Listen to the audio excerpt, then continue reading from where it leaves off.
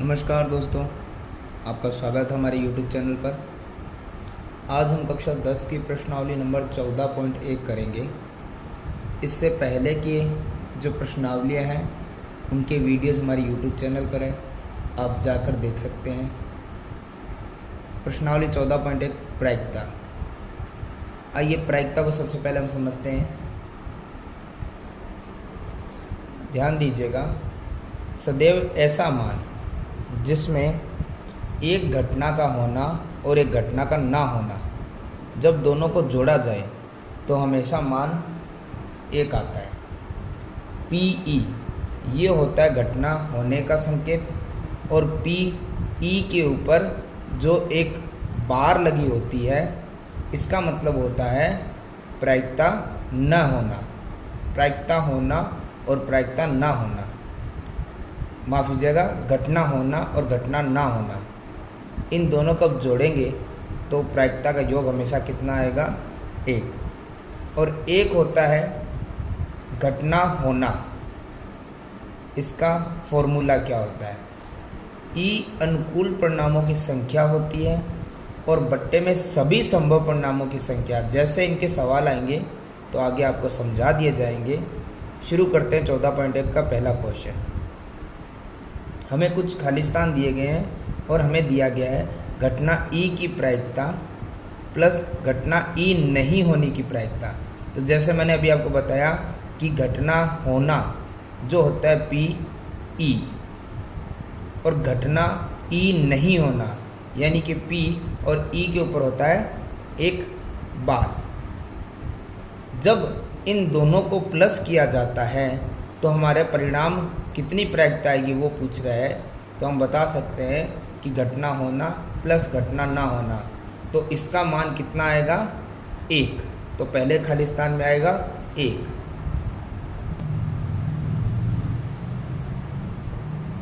एक घटना E की प्रायिकता प्लस घटना E की प्रायिकता नहीं, इसका योग यानी प्लस हमेशा कितना आएगा? एक। तो पहला खालिस्तान होता है हमारा कंप्लीट। दूसरा खालिस्तान देखते हैं हम।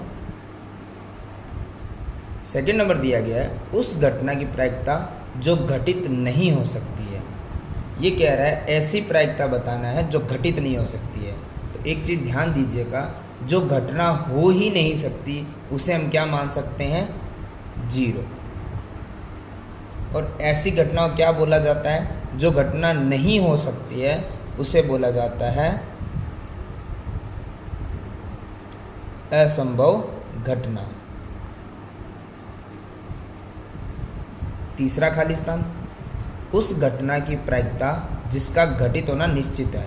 देखिए, पिछली बार घटना घटित नहीं हो सकती थी, इस बार ये कह रहा है ऐसी घटना जिसकी प्रायिकता बतानी है जिसका घटित होना निश्चित है। तो ध्यान दीजिएगा, अभी आपको बताया गया था कि घटना होना घटना ना होना दोनों का योग एक आता है।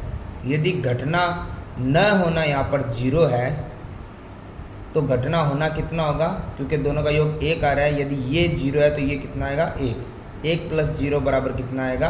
एक। तो घटना होने की प्रायिकता को क्या बोला जाता है? 1। और ऐसी घटना को क्या बोला जाता है? निश्चित।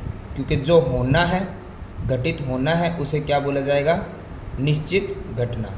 दोबारा से देख लेते हैं। जो घटना हो नहीं सकती वो असंभव, और घटना जो घटित होनी निश्चित है उसे बोलते हैं निश्चित घटना। Fill in the blank number 4 Khalistan. ये कह रहा है किसी प्रयोग की सभी प्रारंभिक घटनाओं की प्रायिकता का योग। अभी आपको बताया था कि किसी भी घटना हो रहा है उसकी प्रायिकता का योग कितना आएगा? हमेशा एक।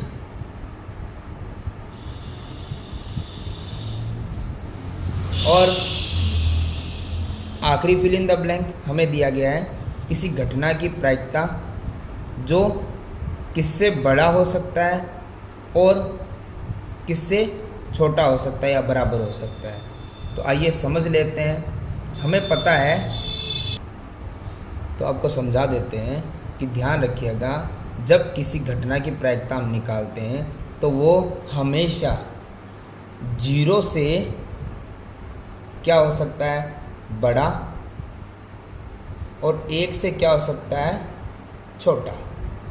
हमेशा याद रखिएगा प्रायिकताओं का योग हमेशा 1 आता है, तो 1 से तो मान छोटा रहेगा और 0 से शुरुआत होती है तो 0 से बड़ा रहेगा, यानी इन दोनों के बीच का मान ही प्रायिकता रहेगा। तो ऐसी घटना जिसकी प्रायिकता निकालनी होती है वो 0 से बड़ी या उसके बराबर और आखिरी कितना होता है, 1 से छोटा होता है या उसके बराबर होता है। तो इस प्रकार हमारा खाली स्थान क्वेश्चन नंबर 1 होता है कंप्लीट। सवाल नंबर 2, हमें ये कुछ निम्नलिखित प्रयोग दे रहा है और इनमें ने किन किन प्रयोगों के परिणाम सांप्रायिक हो सकते हैं। तो सबसे पहले हमें यहाँ पे कुछ क्वेश्चन दिए गए हैं, उनमें प्रयोग दिए गए हैं और हमें उन प्रयोगों के परिणाम बताने हैं सांप्रायिक है या नहीं है। और सबसे पहले हम समझ लेते हैं कि सांप्रायिक का मतलब होता क्या है, तभी हम बता पाएंगे कि ये प्रयोग सांप्रायिक है या नहीं है। तो ध्यान दीजिएगा, जब हमें किसी भी चीज़ में बराबर 50-50% का 50-50% का मौका मिलता है, उसी ही प्रयोग को हम बोल सकते हैं कि सांप्रायिक है। जैसे मैं बताऊं आपको कि एक सिक्कों को उछाला जाता है, तो हमें पता है सिक्के में 50-50% चांस होता है हेड आने का और टेल आने का। तो ऐसी जो प्रयोग होते हैं उनको हम सांप्रायिक बता सकते हैं। कुछ प्रयोग ऐसे भी हो सकते हैं जिसमें क्या है 50-50 का चांस नहीं रहता है। हमें पता है कि हर बार वो चीज़ होनी ज़रूरी नहीं है, हो भी सकती है और नहीं भी हो सकती है, परंतु चांस तो 50-50% का रहना चाहिए। तो ऐसे ही प्रयोगों के लिए हम सांप्रायिक बोला जाता है। जैसे 2 खिलाड़ी रेस में दौड़ रहे हैं या किसी भी चीज़ में भाग ले रहे हैं, तो हमें पता है एक का जीतना निश्चित है और एक का हारना निश्चित है, पर चांस 50-50% का रहता है। तो इस प्रकार की यदि घटना 50-50% वाली होती है, जीत और हार वाली, तो उसे सांप्रायिक बोला जाएगा, अन्यथा नहीं। तो आइए समझते हैं पहला ऑप्शन। यहाँ दिया गया एक ड्राइवर है, कार चलाने का प्रयत्न करता है, कार चलना प्रारंभ हो जाती है या कार चलना प्रारंभ नहीं होती है। अब इस चीज़ को थोड़ा समझिए, ये क्या कह रहा है, ये हमें कह रहा है कि एक कार ड्राइवर कार चलाने का प्रयत्न कर रहा है, कार चलाना प्रारंभ हो जाता है या कार चलाना प्रारंभ नहीं होता है। ध्यान दीजिएगा, ये 50-50% का चांस नहीं है। इसमें क्या होगा, कार चलाने का प्रयत्न करेगा, कार तो स्टार्ट हो सकती है, परंतु वो कार चला लेगा या नहीं चलाएगा इसकी कोई भी गारंटी नहीं है। कार स्टार्ट तब तक हो सकती है जब तक इंजन बंद ना हो जाए, ख़राब ना हो जाए। गाड़ी को स्टार्ट किया जा सकता है सर्फ लगाकर या कैसे भी, परंतु उसे रोड पर चलाना ये 50% का चांस नहीं है। तो ऐसी प्रयोग को हम क्या बोल सकते हैं कि यह घटना सांप्रायिक नहीं है, क्योंकि ड्राइवर कार चलाने का प्रयत्न करता है और कार चलना प्रारंभ हो जाती है। ठीक है, हमें पता है कि यदि ड्राइवर कार चलाने का प्रयत्न करेगा तो कार चलना तो प्रारंभ हो ही जाएगा, तो इसमें कार ना चलने का जो 50% चांस था वो तो नहीं रहेगा, क्योंकि कार ड्राइवर चला रहा है और गाड़ी चालू हर बार हो जाएगी जब तक गाड़ी ख़राब नहीं होगी तब तक। तो ये तो चांस 100% गाड़ी चलने का हुआ, तो 50% चांस गाड़ी ना चलने का तो रहा नहीं है। तो ये आपका सांप्रायिक ऑप्शन नहीं है। आइए देख लेते हैं इसे कैसे लिखना है। हमें यहाँ पर लिखना है कि यह घटना कौन सी घटना है, हमने बता दिया आपको, गाड़ी वाली जो 1 नंबर घटना दी गई है, यह घटना सांप्रायिक नहीं है। और क्यों नहीं है, क्योंकि ड्राइवर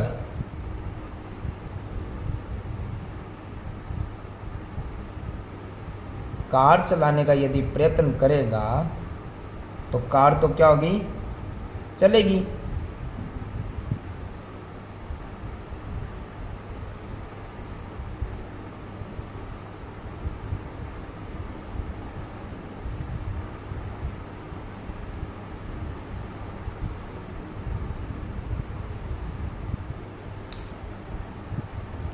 दोबारा मैं आपको समझा दूँ, सांप्रायिक वह घटना होती है जो 50% चांस यस का हो और 50% चांस नो का रहे।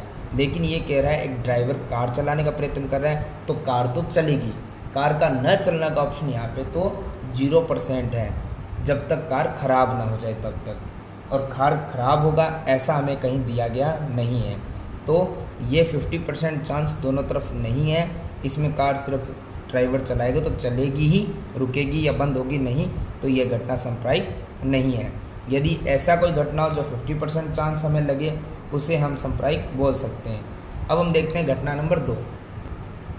घटना नंबर 2 में हमें दिया गया एक खिलाड़ी है जो बास्केटबॉल को बास्केट में डालने का प्रयत्न करता या करती है, वह बास्केट में बॉल डाल पाती है या नहीं डाल पाती है। ध्यान दीजिएगा, बास्केटबॉल हो या कोई भी खेल हो, हमें पता है कि जो खिलाड़ी निपुण होगा उस खेल को अच्छी तरीके से खेल सकता है, वह तो अपने हर प्रयास में या ऑलमोस्ट प्रयास में सफल ही रहेगा। और ऐसा खिलाड़ी जो सामने खेलता हुआ उस खेल में पूरी तरीके से निपुण नहीं है या अच्छा नहीं है, तो हमें पता है कि वह अपने यदि 10 चांस लेगा तो 1 या 2 में डाल देगा, परंतु हर बार या 50% चांस में वह गोल कर पाए या बास्केट में बॉल डाल पाए, यह तो मुश्किल होगा। इसके लिए या तो ये बोले कि खिलाड़ी जो है दोनों बराबर के हैं, तो ऐसा यहाँ पे दिया गया नहीं है। ये कहता है खिलाड़ी बास्केटबॉल को बास्केट में डालने का प्रयत्न कर रहा है, एक सिंगल खिलाड़ी है, एक बॉल है, सिर्फ बास्केट में डालने का प्रयत्न कर रहा है। अब वो अच्छा होगा तो 10 में से 8 या 9 भी डाल देगा, 7 भी डाल देगा, तो 50 से ऊपर रहेगा। और यदि खिलाड़ी अच्छा नहीं है तो 10 में से 2 डाल देगा, 3 डाल देगा, लेकिन 50% तक रहे ऐसा ज़रूरी तो नहीं है। तो 50% वाला ये प्रयोग या ये घटना नहीं है, तो हम क्या लिखेंगे इसके लिए? हम वही लिखेंगे कि यह घटना जो हमें बताई गई है, यह भी क्या है? सांप्रायिक नहीं है। कारण क्या रहेगा? क्योंकि जो अभी आपको बताया मैंने, यदि कोई अच्छा खिलाड़ी होगा वो क्या करेगा? अधिकतम बास्केट बॉल बास्केट में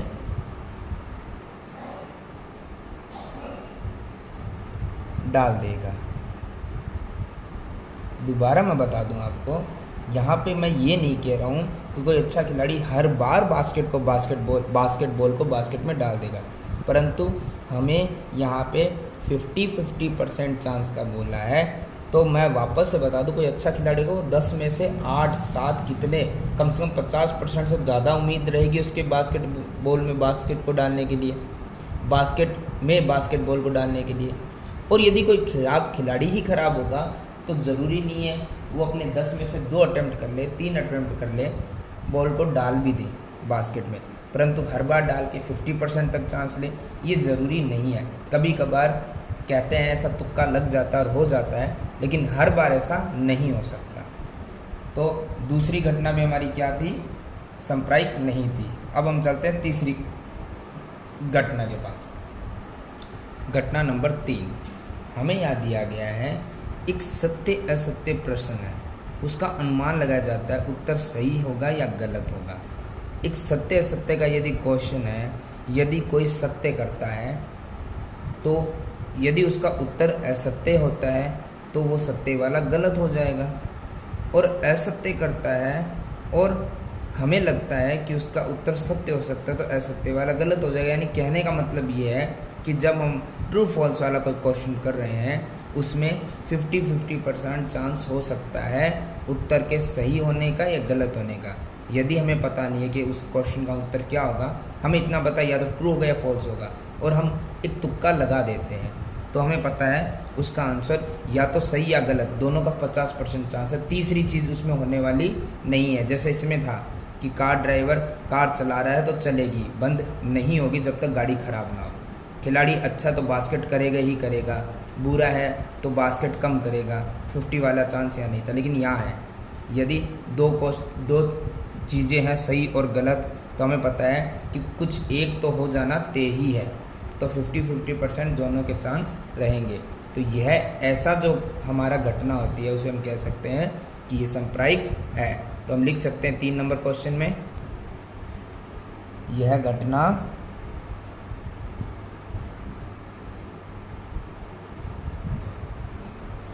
संप्रायिक है। 4 नंबर,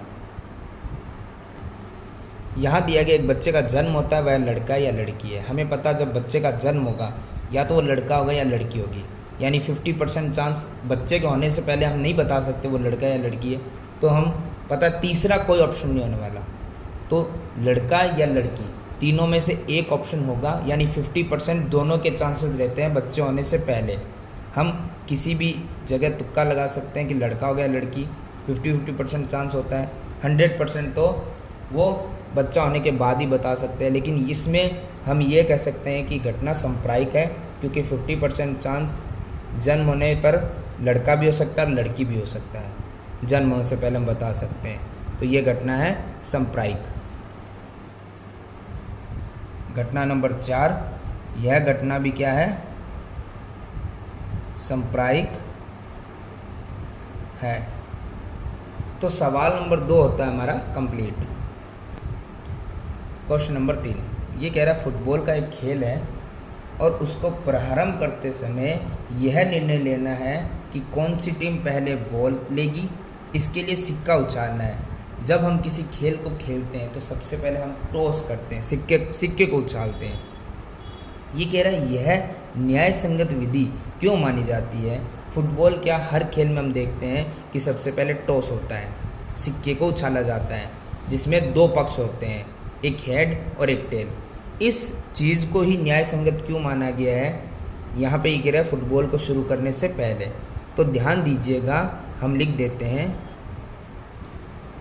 क्वेश्चन 3 का आंसर, क्योंकि जो सिक्का होता है हमेशा उसके कितने पहलू होते हैं, 2 ही पहलू होते हैं, या तो हेड आ सकता है या टेल आ सकता है। सिक्का उछालने से पहले हम क्या कहते हैं, दोनों 50-50% चांस लेके चलते हैं कि कुछ भी आ सकता है। तो 2 पहलू होते हैं, एक क्या होता है चित और दूसरा होता है पट। अब हमें पता है, इसीलिए सिक्का उछालना न्याय संगत विधि है। वहाँ पर 2 ही टीम्स होती है, 2 कैप्टन्स होते हैं और सिक्के के पहलू भी 2 ही होते हैं, तीसरा कोई ऑप्शन होता नहीं है। और यहाँ पे कुछ पहले से तय नहीं होता है कि हेड आएगा टेल आएगा, तो इसीलिए यहाँ पे दोनों में से कुछ भी आ सकता है, दोनों के चांस 50-50% रहते हैं। इसीलिए सिक्के को उछालना ही न्याय संगत माना जाता है। क्वेश्चन 3 में हमें सिर्फ इतना ही लिखना है। सवाल नंबर 4, हमें दिया गया है निम्नलिखित में से कौन सी संख्या किसी घटना की प्रायिकता नहीं हो सकती है। हमें कुछ ऑप्शन दिए गए ABCD, MCQ टाइप क्वेश्चन है, हमें जो आंसर सही लगता है उसी पे टिक करना है। तो यहाँ पे कुछ ऑप्शन दिए गए हैं आपको, आइए सबसे पहले इन्हें देख लेते हैं हम। हमें पता है कि प्रायिकता होना और ना होना, न होने का साइन होता है सेम ही होता है, ऊपर एक स्लैश लगा होता है, एक बार लगा होता है, इनका योग हमेशा 1 आता है। और हमें यही बताया गया था घटना कोई भी हो और कोई भी ना हो, उन सबको जोड़ने पे 1 ही आता है। तो हमें यहाँ यही बताया, यही पूछा जा रहा है कि कुछ ऑप्शन दिए गए और ये कह रहा है कि कौन सा संख्या होगी जो किसी घटना की प्रायिकता नहीं हो सकती है। हमें पता है कि नहीं होना और होना, इसमें सिर्फ 0 और 1 के बीच का डिफरेंस होता है, यानी 0 से 1 तक के अंतर को ही हम कह सकते हैं वो प्रायिकता से संबंधित होता है। 0 से कम यानी माइनस में, और 1 से ज़्यादा यानी 1 से अधिक कुछ भी, चाहे वो 1.5 हो, 2 हो या 1.1 भी क्यों ना हो, वो प्रायिकता से संबंधित नहीं होता है। तो 0 से नीचे और 1 से बड़ा प्रायिकता से संबंधित नहीं होता है। तो हमें यहाँ पे ऑप्शन दिए गए हैं कुछ, वो देख लेते हैं। पहला ऑप्शन हमें दिया गया है बुक के अंदर 2/3, दूसरा है -1.5। तो ध्यान से देखिएगा, माइनस वाला ऑप्शन तो हमारे पास पहले ही नहीं होता है क्योंकि 0 से छोटा नहीं माना जाता है। इसने क्या बोला है कि कौन सा प्रायिकता नहीं हो सकता है। तो जैसे मैंने बताया कि 0 से छोटा यानी माइनस में और 1 से बड़ा, ये 2 नंबर प्रायिकता के नहीं हो सकते हैं। और माइनस का आपको पहले से दे दिया, बाकी कोई माइनस का नहीं है। तो हम सीधा ही लगा सकते हैं कि हमारा ऑप्शन नंबर बी होगा जो प्रायिकता नहीं हो सकता। बाकी के मान आप देख सकते हैं, ये सारे मान 0 और 1 के बीच में आ रहे हैं, लेकिन ये मान 0 से नीचे जा रहा है, माइनस में जा रहा है। तो हम कह सकते हैं हमारा बी नंबर ऑप्शन है वो किसी भी प्रायिकता, वह घटना किसी प्रायिकता की नहीं हो सकती है। तो सीधा हम आंसर नंबर बी लगा सकते हैं। तो हमें क्वेश्चन नंबर 4 लिखना है और उसका बी नंबर ऑप्शन लगा देना है जो हमें दिया गया है -1.5। सवाल नंबर 5 हमें यहाँ दिया गया है, यदि PE जो साइन होता है वो होता है घटना होने का, यानी घटना होने का साइन हमें दिया गया है 0.05 है। तो E नहीं होने की प्रायिकता क्या होगा। तो सबसे पहले हम देख लेते हैं, इसका भी हमने एक फॉर्मूला लिखा था, उसे वापस लिख देते हैं।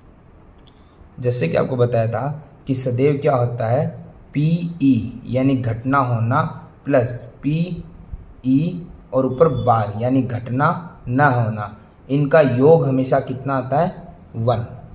और हमें यहाँ किताब में दिया गया है क्वेश्चन में कि PE यानी कि घटना होने की प्रायिकता हमें दी गई, यानी PE की जगह हम क्या रख सकते हैं 0.05। तो आइए PE की जगह हम लिख सकते हैं 0.05 प्लस घटना ना होना, ये हमें ज्ञात करना है, बराबर में कितना दिया हुआ है 1। इसके बाद है ये घटना ना होना वैसे का वैसा रहेगा, ऊपर बार लगाना बड़ा ज़रूरी होता है, बराबर में है 1 और ये प्लस का 0.05 इधर आएगा तो किसका हो जाएगा माइनस का। अब हम देखते हैं यहाँ पर कि घटना ना होना बराबर में, यहाँ पर 1 में से हमें 0.05 माइनस करना है। इसे भी थोड़ा ध्यान से देखिएगा, कई बार पॉइंट्स के जो नंबर होते हैं उन्हें माइनस करते वक्त हम कुछ गलतियाँ कर देते हैं। जैसे हम देख लेते हैं कि हमारे पास है 1, इसके बाद पॉइंट में कुछ नहीं है तो हम लगा सकते हैं, और हमें यहाँ दिया गया है 0.05।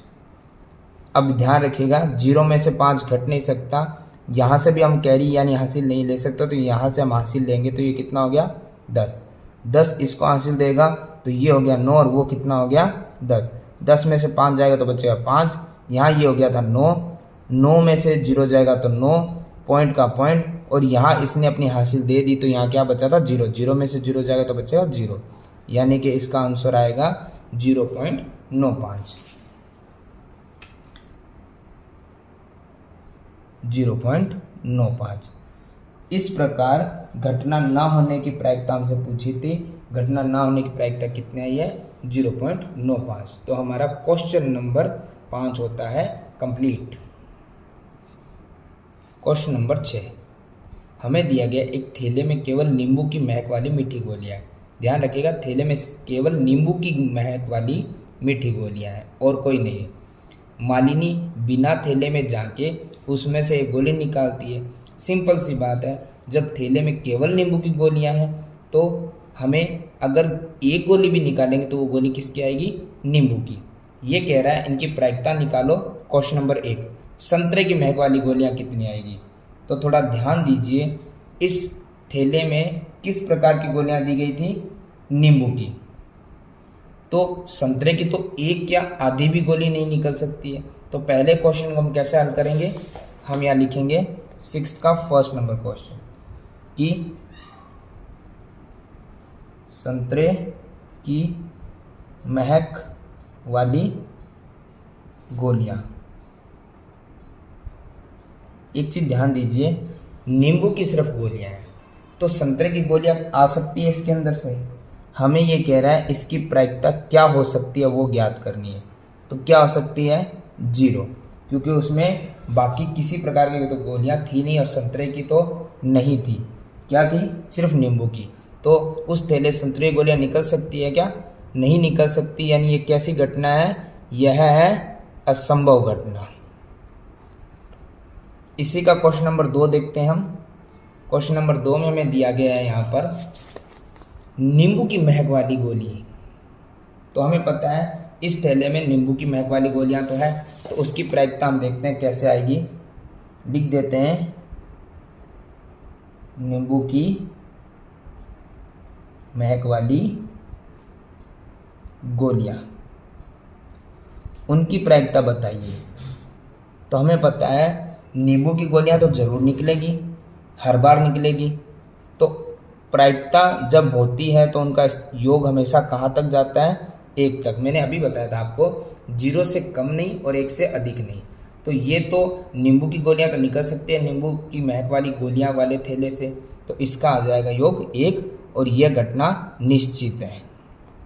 यानी ये तो तय होगा क्योंकि उस थैले में नींबू की गोलियां थी, तो नींबू की तो निकल सकती है। तो हमारा क्वेश्चन नंबर 6 भी होता है कंप्लीट। सवाल नंबर 7 हमें दिया गया है 3 विद्यार्थियों के एक समूह में से 2 विद्यार्थियों के जन्मदिन एक ही दिन न होने की प्रायिकता तो हमें दे दी गई है। अब हमें ये कह रहा है इसकी प्रायिकता है कि इन 2 विद्यार्थियों का जन्मदिन एक दिन ही हो, तो उसकी क्या प्रायिकता होगी। देखिए न होने की प्रायिकता हमारे पास है और होने की प्रायिकता में निकालनी है। तो आइए हम क्वेश्चन शुरू करते हैं। हमें एक दिन जन्मदिन दोबारा समझ लेते हैं कि एक ही दिन जन्म होने की प्रायिकता हमें पूछी गई है और जन्मदिन ना होने की प्रायिकता में दे दी गई है। बराबर में इन दोनों का योग तो हमने पहले भी देखा 1 होता है, जो हमने पिछले क्वेश्चन में भी किया था। तो होने की प्रायिकता हमें पता नहीं है, न होने की आपको दे दी गई है, बराबर में है 1।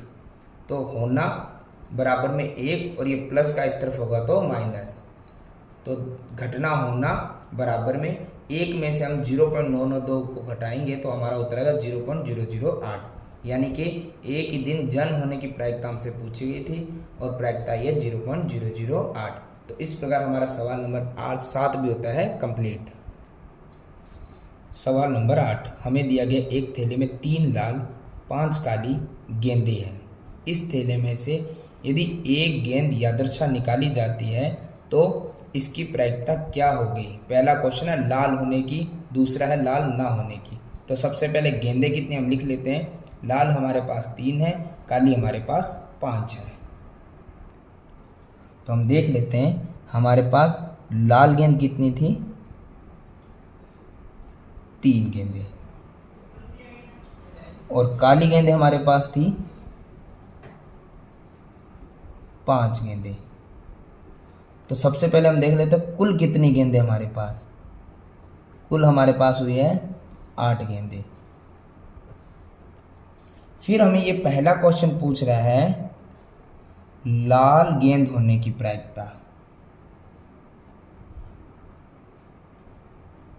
जब आपको इस प्रकार से दिया जाता है कि आपको गेंद या कुछ भी दिया गया है, कई संख्याएं अलग अलग दी गई है, तो सबसे पहले हम उनका जोड़ करेंगे, फिर हमें जो पूछा गया है उसी को लिखेंगे। लाल गेंद होने की प्रायिकता। तो सबसे पहले हम प्रायिकता का फॉर्मूला लिख लेते हैं। क्या होता है प्रायिकता का फॉर्मूला? होता है घटना घटित होना, यानी सबसे पहले होता है ऊपर अनुकूल परिणामों की संख्या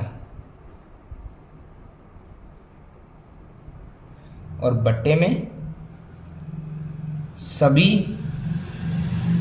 संभव परिणामों की संख्या। इसे आप एक ऐसा भी लिख सकते हैं, यहाँ पर कुल परिणाम भी लिख सकते हैं। ऊपर जो परिणाम हमें पूछे गए हैं और बट्टे में कुल परिणाम, तो इस तरीके से ज़्यादा आसान रहेगा। ऊपर हमसे कौन से परिणाम पूछे गए हैं? लाल गेंद के। तो लाल गेंद के परिणाम ही लिखना ऊपर हमें 3, और बट्टे में कुल परिणाम बताने। तो कुल परिणाम हमारे पास कितने थे? कुल परिणाम 8। ये कट नहीं सकता है, तो ये हमारा इतना ही रहेगा, यानी कि लाल गेंद होने की प्रायिकता हमारे पास रहेगी 3/8। इसी प्रकार दूसरा क्वेश्चन है, लाल गेंद न होने की प्रायिकता। यानी इस बार हमें जो ऊपर लिखना है अनुकूल परिणाम, वो लाल गेंद वाला नहीं लिखना है, लाल गेंद वाला हमें छोड़ देना, बाकी ले लो। बाकी तो दूसरा सिर्फ काली गेंद ही है। तो काली गेंद हमारे पास कितनी थी, ये फॉर्मूला हमें हर बार लिखना है। तो ये मैंने समझा दिया है, लेकिन आप हर बार ही लिखेंगे इसे। तो इस बार लाल गेंद ना हो, तो लाल गेंद ना हो तो बाकी कौन सी गेंद रही है, काली। कितनी है, 5। बट्टे में कुल परिणाम, तो कुल परिणाम कितने हमारे पास, 8। ये भी आगे कट नहीं सकता है, तो ये हमारा हो जाएगा लाल गेंद ना होने की प्रायिकता। अब हम आगे देख लेते हैं। आगे सवाल नंबर 9। एक डिब्बा है जिसमें 5 लाल कंचे, 8 सफ़ेद कंचे और 4 हरे कंचे हैं। यानी 3 अलग अलग, पिछली बार आपको जैसे गेंदें मिली थी 2 क्वालिटीज़ की, 2 अलग अलग कलर की, इस बार 3 अलग अलग कलर के आपको कंचे मिले हैं। करने का तरीका वैसे रहेगा, बस यहाँ पे 2 की जगह 3 संख्याएं हो गई है। इस डिब्बे में एक कंचा यदि निकाला जाता है तो प्रायिकता क्या होगी, जब पहला क्वेश्चन है लाल हो। यदि हमें लाल कंचा निकालना है तो प्रायिकता क्या होगी। तो सबसे पहले हम कंचे कितने प्रकार के वो लिख लेते हैं, लाल कंचे, सफ़ेद कंचे, हरे कंचे, इनकी संख्याएं लिख लेते हैं और कुल कर लेते हैं कितना हो रहा है। तो प्रश्नानुसार हमारे पास सबसे पहले थे लाल कंचे। लाल कंचे हमारे पास कितने थे, 5। इसी प्रकार दूसरा था हमारे सफ़ेद कंचे। सफ़ेद कंचे हमारे पास थे 8 और फिर थे हरे कंचे, इनकी संख्या हमारे पास थी 4। अब हम सबसे पहले क्या करते हैं, पिछले क्वेश्चन की तरह जैसे कुल हमने किया था यहाँ भी करते हैं, कुल कंचे कितने हो रहे हैं। तो आइए प्लस करते हैं, 5, 8 और 4 सभी को प्लस करेंगे तो होंगे 17 कंचे। अब हमें क्वेश्चन नंबर 1 इसी में जो दिया गया है वो ये है कि लाल हो, लाल होने की प्रायिकता। ध्यान से देखेंगे लाल होने की प्रायिकता क्या रहेगी। तो सबसे पहले हम देखते हैं लाल कंचे। लाल कंचों की परिणाम कितने आ रहे थे, 5। बट्टे में आता है कुल परिणाम। जैसे मैंने पहले कहा, ये फॉर्मूला आपको हर बार लिखना है, मैंने आपको समझा दिया, आप लिख सकते हैं। तो ऊपर होता है अनुकूल परिणाम, अनुकूल यानी लाल होने की प्रायिकता, तो लाल कंचे हमें जितने दिए गए थे वो लिखे। बट्टे में कुल परिणाम, कुल यानी कि कितने कंचे थे कुल हमारे पास, 17। ये नहीं कट रहे हैं, तो हमारा पहले क्वेश्चन का आंसर हो चुका है। इसी प्रकार क्वेश्चन नंबर 2 हमें यहाँ पूछा जा रहा है कि सफ़ेद होने की। तो करने का तरीका यही रहेगा, सफ़ेद होने की प्रायिकता।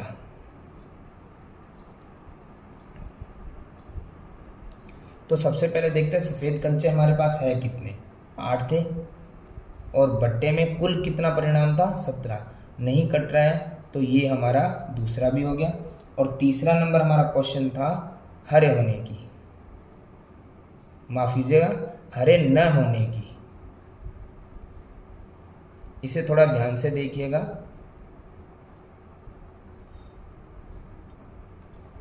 हरा न होने की प्रायिकता, हमें पता है कि हरा ना होना, इसका मतलब यह है कि हरा ना होना में हरे काउंट नहीं करने। यदि हरे होने की बोलता तो सिर्फ हरे वाले देखते, हरे ना होने की कह रहा है तो हरे वाले हमें देखने नहीं है, हरे वाले को हम हटा देते हैं। तो अब हमारे पास बाकी कितने बचे हैं कंचे, बाकी बचे हमारे पास, देखेंगे हम कितने बचे हैं हमारे पास कंचे।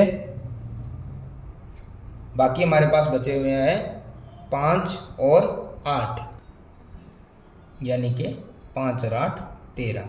बट्टे में कुल परिणाम कितने थे, 17। तो हरा ना होने की प्रायिकता हमारे पास आ गई 13/17। इसका एक अलग फॉर्मूला भी हम यूज़ कर सकते हैं, आइए वो भी देख लेते हैं। तीसरा क्वेश्चन हमने कर लिया है, लेकिन एक और तरीके से आपको समझा देते हैं। हरे न होने की प्रायिकता, आइए समझ लेते हैं कैसे।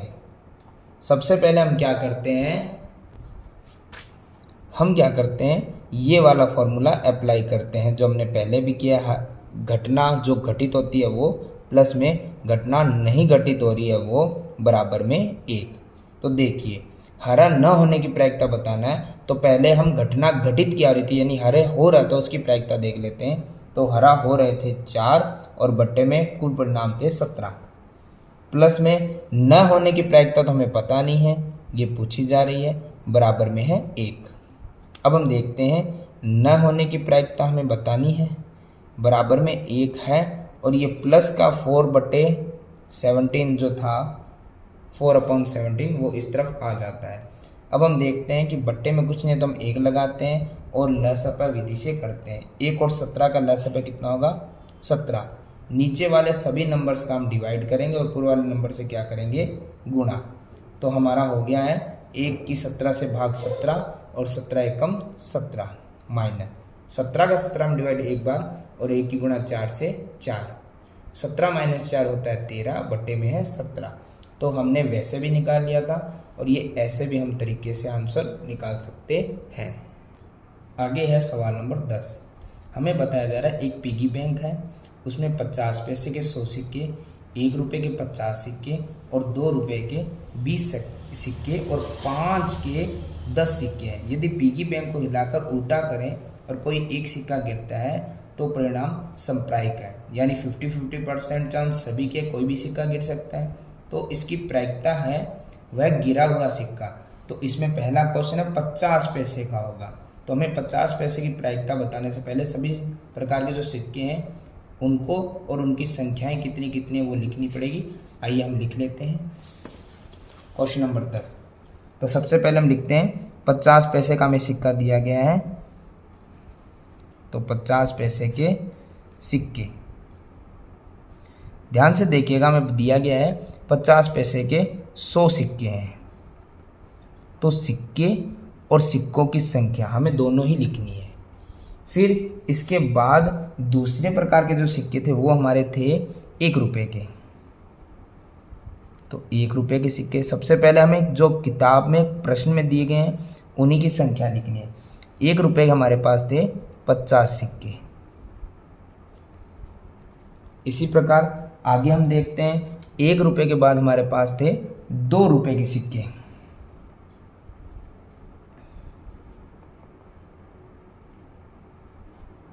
दो रुपये के हमारे पास सिक्के थे 20 सिक्के। फिर थे हमारे पास 5 रुपये के सिक्के,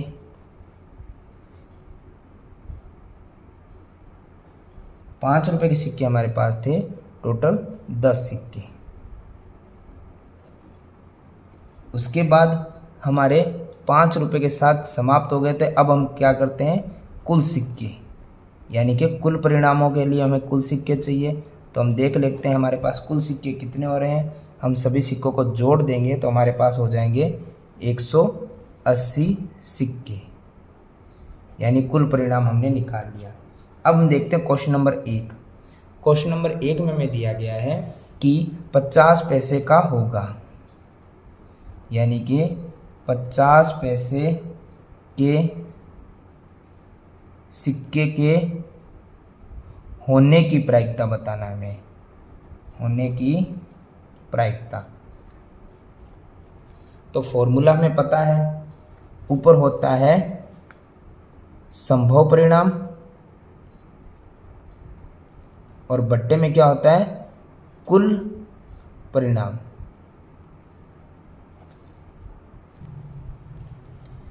उसी के साथ हम लिख देते, यहाँ पे लिख देंगे संभव अनुकूल परिणाम,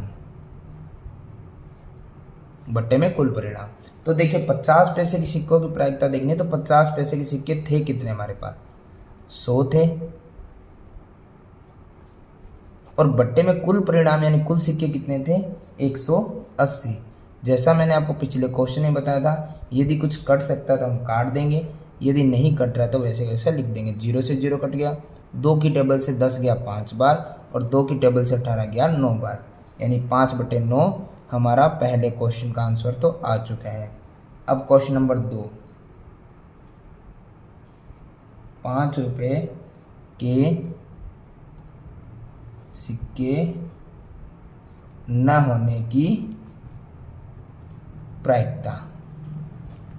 तो ध्यान दीजिए, इसके लिए हमारे पास 2 से 3 विधियां हैं, हम सभी यूज़ कर लेते हैं।